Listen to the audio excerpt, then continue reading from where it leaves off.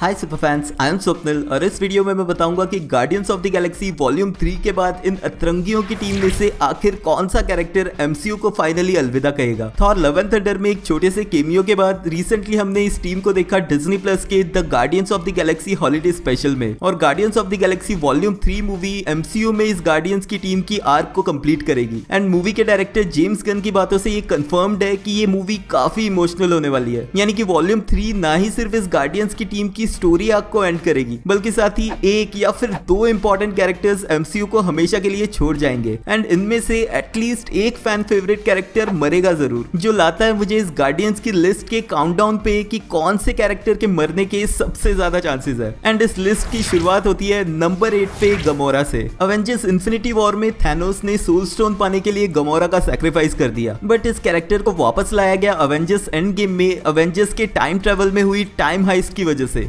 लेकिन यहाँ पर जो गमोरा वापस आई वो पीटर क्विल की गर्लफ्रेंड और गार्डियंस ऑफ द गैलेक्सी की मेंबर नहीं, बल्कि 2014 की वो गमोरा थी जो कभी गार्डियंस से मिली ही नहीं। मतलब कि जितनी कैरेक्टर डेवलपमेंट गमोरा की guardians of the Galaxy volume 1 से लेकर अवेंजर्स इन्फिनिटी वॉर तक हुई थी, अवेंजर्स एंड गेम की वजह से वो पूरी तरह इरेज हो गई है। यानी कि ये वाली गमोरा वही मर्सनरी है जो ना ही पीटर क्विल से प्यार करती है और ना ही गार्डियंस की टीम पे भरोसा करती है। और इसी वजह से guardians of the Galaxy volume 3 movie का कुछ प्लॉट तो इसी गमोरा को ढूंढने और उसे सही रास्ते पे लाने में कन्विंस करने में ही निकलेगा। और जितनी मेहनत मार्वल ने इस मरे हुए कैरेक्टर को अवेंजर्स एंड गेम में टाइम ट्रेवल के थ्रू फिर से जिंदा करने या फिर रीइंट्रोड्यूस करने में लगाई है, एटलीस्ट इतना तो कहा जा सकता है कि guardians of the Galaxy volume 3 में गमोरा नहीं मरने वाली। मतलब कि जिस कैरेक्टर को मार्वल ऑलरेडी मार के फिर से जिंदा कर चुका है, उस कैरेक्टर को वो दोबारा क्यों मारेगा। और यही सेम बात हमें लाती है लिस्ट पे 7th नंबर वाले कैरेक्टर ग्रूट पे। Guardians of the Galaxy volume 1 में अपने एमसीयू के फर्स्ट अपीयरेंस के साथ ही ग्रूट एक फैन फेवरेट आइकन बन गया था। एंड इवन दो इस कैरेक्टर को फर्स्ट पार्ट के एंड में सैक्रिफाइस के साथ मार दिया गया था, लेकिन एक ट्री होने की वजह से उसे रीप्लांट करके फिर से ग्रो कर लिया गया। और बेबी ग्रूट के कैरेक्टर को वॉल्यूम 2 और आगे के सभी अपीयरेंसेस में ऑडियंस ने बहुत ही पसंद किया। और गार्डियंस की टीम में यही वो कैरेक्टर है जिसकी ग्रोथ आर्क काफी ज्यादा रही है, यानी कि वॉल्यूम 1 में एक फुली ग्रोन एडल्ट से वॉल्यूम 2 में एक बेबी रूप में, और वहीं इन्फिनिटी वॉर और अवेंजर्स एंड गेम में वापस एक टीनेजर फॉर्म में, जिसके बाद guardians of the Galaxy volume 3 उसे मौका देगी फिर से एक बार एडल्ट लाइफ में घुसने का। तो जो चीज गमोरा के साथ है, यानी कि मर के जिंदा हुए कैरेक्टर को फिर से मारने वाली बात, वही सेम अप्लाई होती है ग्रूट पे भी। इनफैक्ट ग्रूट को तो एमसीयू में 2 बार मारा जा चुका है, यानी कि वॉल्यूम 1 के बाद अवेंजर्स इन्फिनिटी वॉर में वो डस्ट भी हो गया था। तो ऐसे में मुश्किल ही है कि मार्वल ग्रूट को तीसरी बार फिर से मारेगा। तो वॉल्यूम 3 में ग्रूट के मरने के भी चांसेस ऑलमोस्ट 0 है। और इसका रीजन ग्रूट के शब्दों में बताऊं तो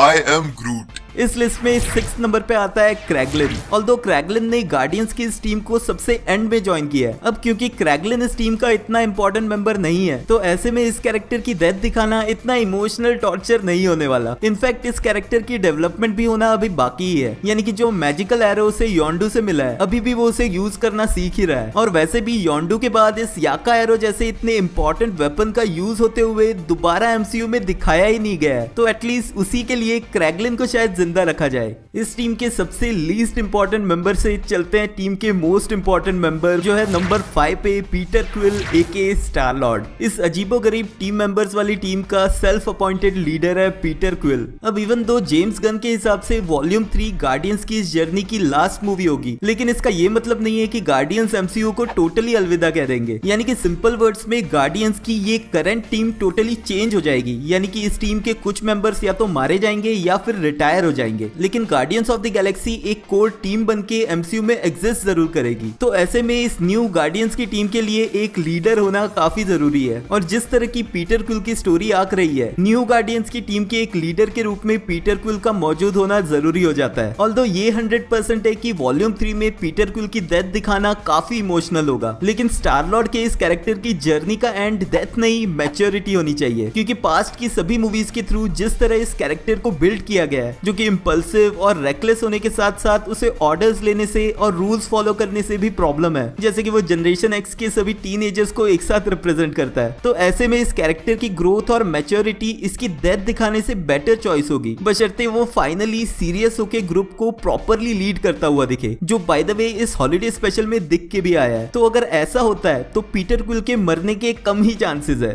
इस लिस्ट में 4th नंबर पे आती है 80% robot 20% human Nebula. Guardians franchise में एक एक एंटी हीरो के रूप में इंट्रोड्यूस हुई नेबुला वॉल्यूम 1 से लेकर वॉल्यूम 2 के एंड तक खुद को एक एंटी हीरो से एक सुपर हीरो में चेंज कर पाई। इनफैक्ट इस कैरेक्टर की डेवलपमेंट इतनी ज्यादा हुई कि अवेंजर्स एंड गेम तक वो अवेंजर्स की टीम का हिस्सा भी बनी थी। और गार्डियंस की इस टीम में सिर्फ नेबुला ही है जिसपे पास्ट वाली गमोरा अभी भी ट्रस्ट करती होगी। ऐसे में वॉल्यूम 2 में जिस तरह से गमोरा ने नेबुला को समझाकर गार्डियंस की इस टीम का पार्ट बनाया था, हो सकता है वैसा ही कुछ वॉल्यूम 3 में नेबुला करती दिखे, जहां वो गमोरा को कन्विंस करे गार्डियंस के साथ आने के लिए। और इतनी ज्यादा कैरेक्टर डेवलपमेंट होने के बाद इस कैरेक्टर की डेथ दिखाना काफी ट्रेजिक सीन होगा। लेकिन फिर से हम आ जाते हैं उसी पॉइंट पे, क्योंकि अवेंजर्स एंड गेम में टाइम ट्रेवल करके आई एक नेबुला को ऑलरेडी एमसीयू में मारा जा चुका है, तो वॉल्यूम 3 के बाद भी नेबुला इस फैमिली के पार्ट में जरूर दिखनी चाहिए। अब बारी है उन टॉप 3 कैरेक्टर्स की जिनके वॉल्यूम 3 में मरने के चांसेस सबसे ज्यादा है। और थर्ड नंबर पे आती है मैंटिस। मैंटिस के रूप में एक एम्पैथ ने गार्डियंस को ज्वाइन किया था वॉल्यूम 2 में, जहां उसने गार्डियंस की हेल्प की थी खुद के ही क्रिएटर ईगो को हराने के लिए, जिसके बाद से गार्डियंस के सभी अपीयरेंस में वो एक कॉमेडिक एंगल लेके आती है। एंड हॉलीडे स्पेशल से ये रिवील करना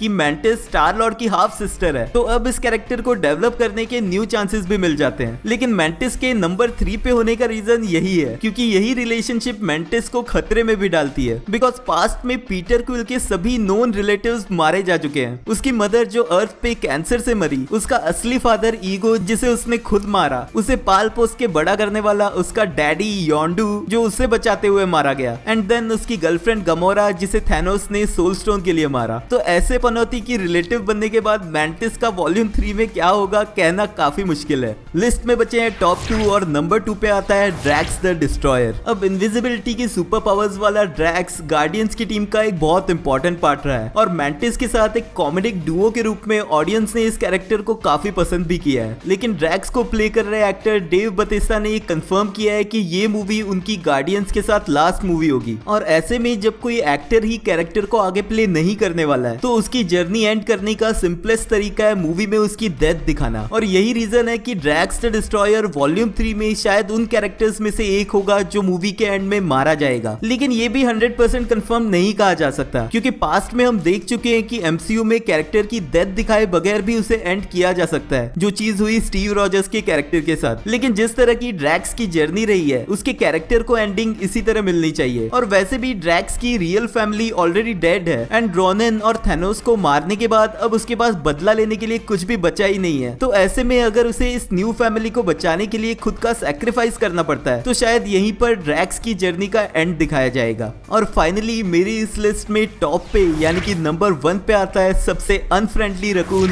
रॉकेट। वॉल्यूम 1 में गार्डियंस की टीम के कोर मेंबर के रूप में इंट्रोड्यूस हुए कैरेक्टर रॉकेट की पर्सनैलिटी बाकी सबसे काफी अलग रही है, और guardians of the Galaxy volume 3 का प्लॉट रॉकेट के ऐसे होने का रीजन बताएगी। यानी कि ये मूवी हमें लेके जाएगी रॉकेट रकून की ओरिजिन स्टोरी पे। कॉमिक्स में रॉकेट को क्रिएट किया था कुछ रोबोट्स ने, जिन्होंने कई एनिमल्स पे टेस्ट करके उन्हें सेंटियंस यानी कि ह्यूमंस की तरह फीलिंग्स दी थी। और ऐसा ही कुछ एमसीयू में रॉकेट की जर्नी को भी दिखाया जाएगा, और हर मोमेंट पे प्रॉब्लम्स और डेथ से भागते हुए रॉकेट को फाइनली रिडेम्पशन का मौका मिलेगा, और शायद रॉकेट ही वो कैरेक्टर होगा जो वॉल्यूम 3 के एंड में मारा जाएगा। तो सभी हिंट्स के हिसाब से मेरा लास्ट कंक्लूजन यही है कि रॉकेट और ड्रैक्स में से एटलीस्ट एक तो पक्का इस मूवी के एंड में सैक्रिफाइस करके एमसीयू से परमानेंटली अलविदा कहेगा। अपने थॉट्स मुझे कमेंट्स में लिख के बताना। अगर वीडियो पसंद आया तो प्लीज लाइक कर देना, क्योंकि वो एकदम फ्री है। Thank you for watching this video. मिलते हैं नेक्स्ट वीडियो में।